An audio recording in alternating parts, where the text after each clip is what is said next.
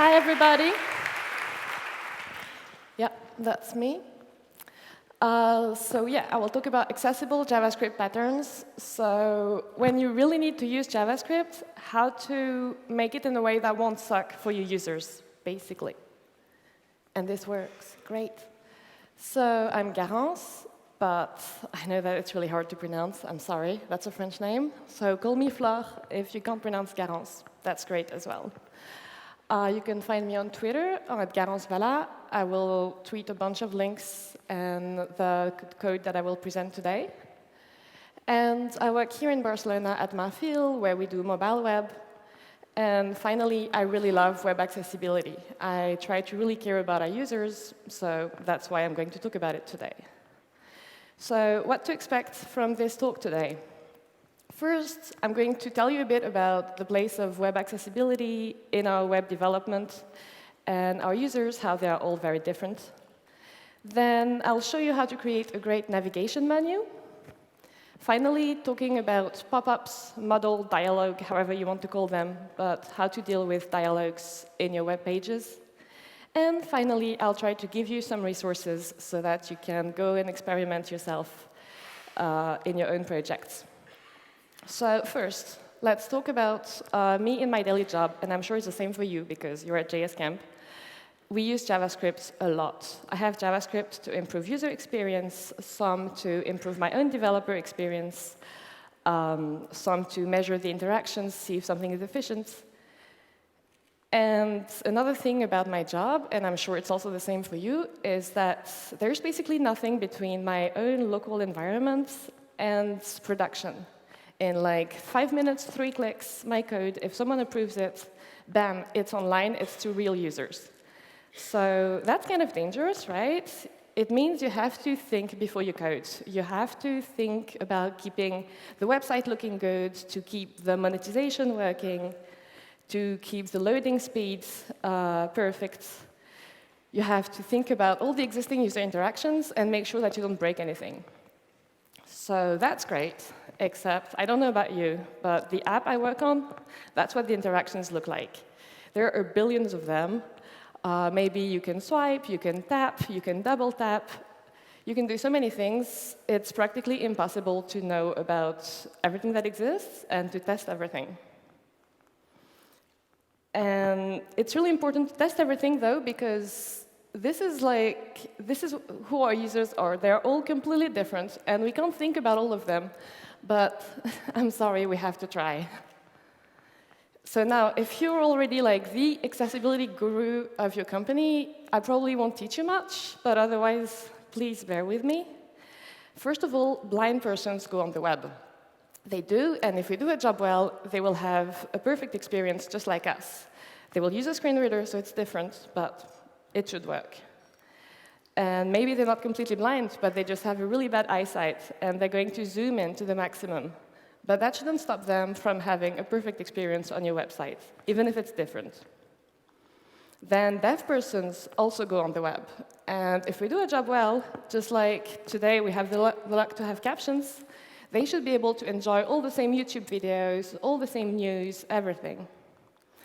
And finally, persons with a moderate disability also go on the web. And maybe they're going to need very big clicking targets because otherwise they won't manage to click. Maybe they need to use only a keyboard, or they will have only one button to go through everything. But it should work. And do you know who else needs keyboard interactions? Someone who has just broken their arm. Imagine you break your arm. Does that mean that for the next 2 months, you just stop going on the internet? That can't work. Or someone, hello, Magic Mouse users. If your mouse is out of battery, does that mean that you just don't work for the whole morning? That can't work. Or who else needs subtitles besides persons who are deaf? Well, someone who has just moved to a new country and doesn't speak the language, or just us right now. For me, yesterday, it was really helpful as a non-native speaker to see subtitles of the speakers. And someone who's in the metro and who doesn't have headphones. Wouldn't it be awesome if all those persons who don't have headphones had subtitles and didn't need to put the sound on their phone in the metro? And finally, do you know who else needs clear-clicking targets? Someone who's just plain busy and who really doesn't care about your super fancy UX. They just want to get this stuff done. And if they don't understand how to do it, if it's too complicated, they'll just go somewhere else. So now, what about JavaScript in all that? Usually, JavaScript has a really bad role in accessibility. You can do tons of horrible stuff. For example, you could create a carousel with images that are spinning, spinning, spinning, and you can't stop them. Or you can make a parallax effect. That looks very fancy, right? But if every time you scroll a tiny bit, the screen completely changes, well, that's really unsettling. You need to be able to turn it off. Another horrible thing you can do with JavaScript is overriding HTML elements. So this is the amount of code you need if you use a button HTML to activate it. If you want to redo everything by yourself using a div, this is what you're going to need at the minimum. And I think we can guarantee that you will forget most of it, so just don't. So when you see that, my first reflex is always, OK, I want to stick to HTML. Can't do anything wrong if you use the proper HTML. Then obviously, you're going to need some CSS. Otherwise, your design team, they won't like it. But we do really need JavaScript, right? There's a bunch of stuff that we can't do without it. So for today, I will assume that you're an expert in HTML. You're already a semantic HTML expert. No problem. I won't teach you anything about it. I will assume that you can't do anything wrong with CSS. You know everything about color contrast, everything. And we'll talk only about the JavaScript code. So demo time. I hope it will work. So I call this example your standard navigation menu. It's accessible. It's not great, but it works. So that's a demo website. It's on garance.dev/basic. As you can see on the top right, I have two top-level navigation links for Jean Audubon and Anselmus de Boot. So they're naturalists. They do bird paintings like this one here.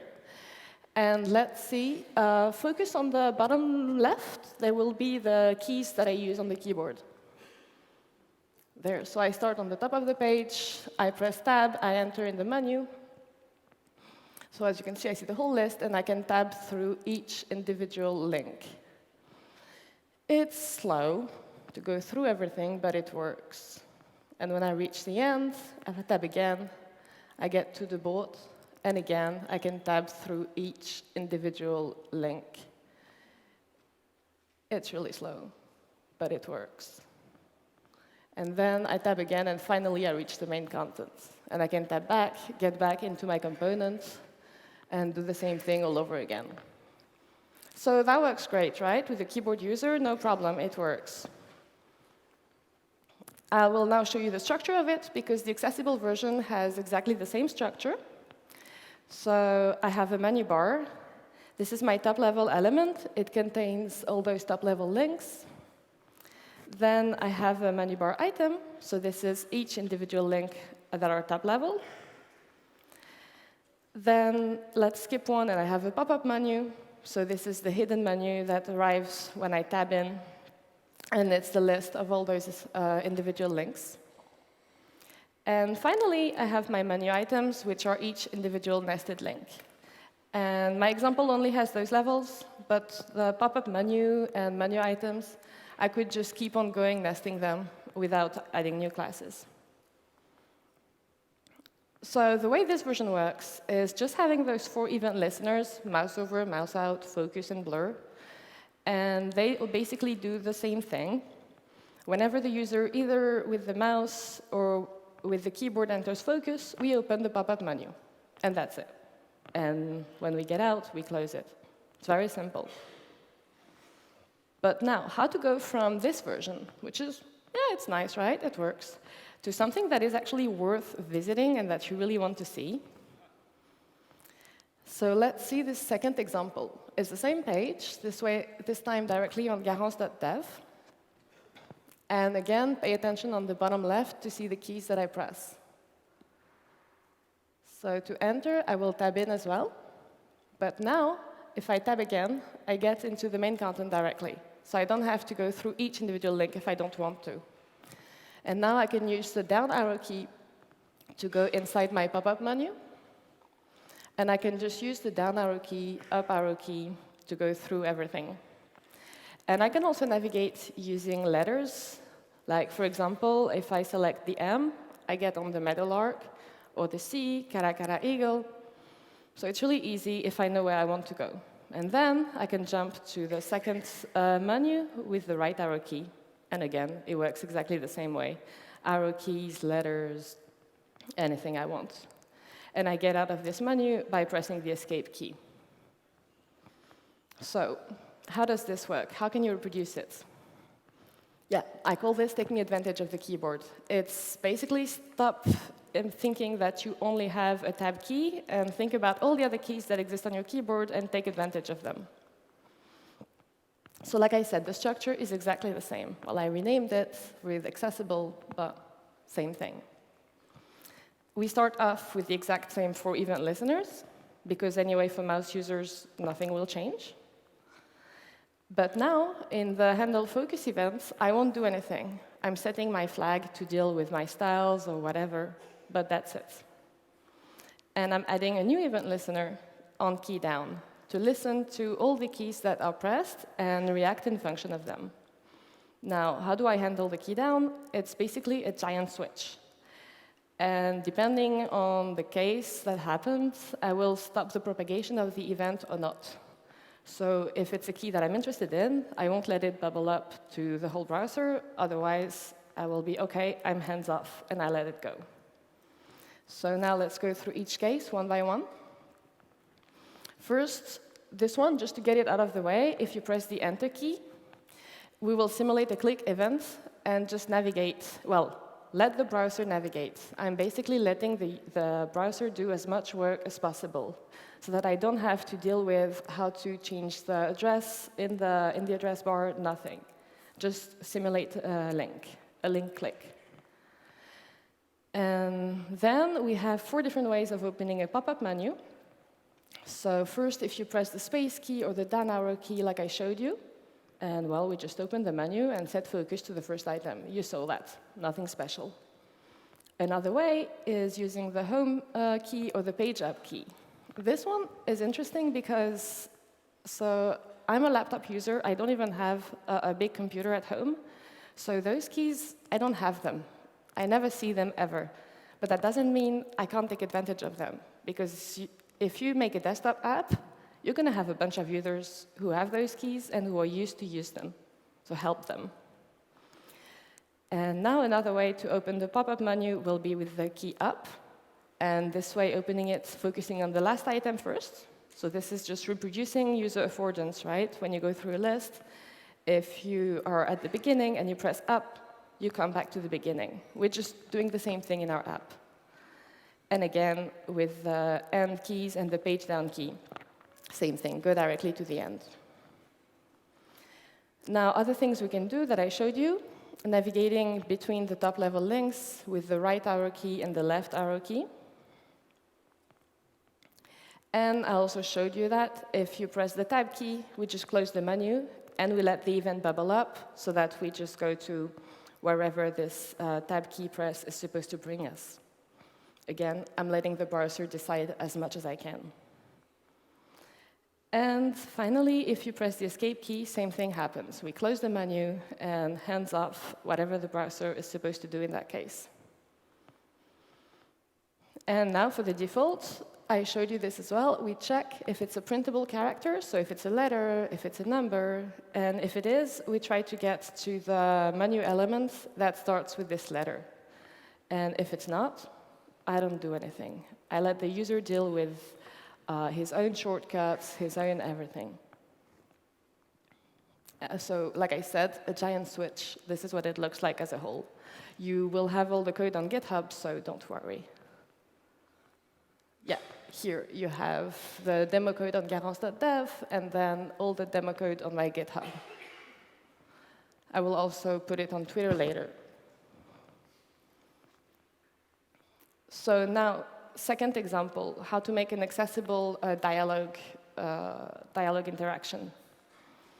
Now, this time, it's not so much about keyboard presses, but it's all about focus. Where do we have to put the focus to help the user figure out where he is? So this time, I directly have the good example. I didn't bother making it bad. So it's the same website. It's at the bottom of the page. I have this huge button. I want to receive bird images. Let's see how to do that.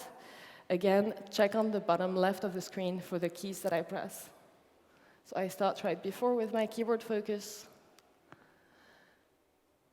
Now I enter the button, so I can press Enter. Here, I focus first on the first input element. And maybe I will just tab through everything, check the About Us button, what's going on there. And here, now I focus on the first paragraph, which is not a focusable element, but the button back to address form is just too far down the page. And if you don't see it and you're focused on it, you will have no clue what's happening to you. So now I'm back to the main form, and I'll just leave so I can tab through and go to the Add button. Brings me to a new element again. I'm already focused on the OK. I press it. I'm back out of it, back on my regular page. So even with a complex system like this, with multiple models, multiple different interactions, the model is pretty simple. Like I said, it's all about focus. So I have a whole class dedicated to dealing with the focus. Then I have one dialog. I create a new dialog instance every time I open a new pop-up.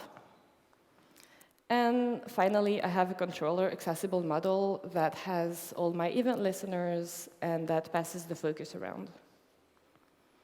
So how does it work in JavaScript? Let's get this event out of the way immediately. No matter where the user is, no matter in which dialog he is, if you press the escape key, you get out. You want to always leave this possibility to your user. And then we have this method to open a new dialog.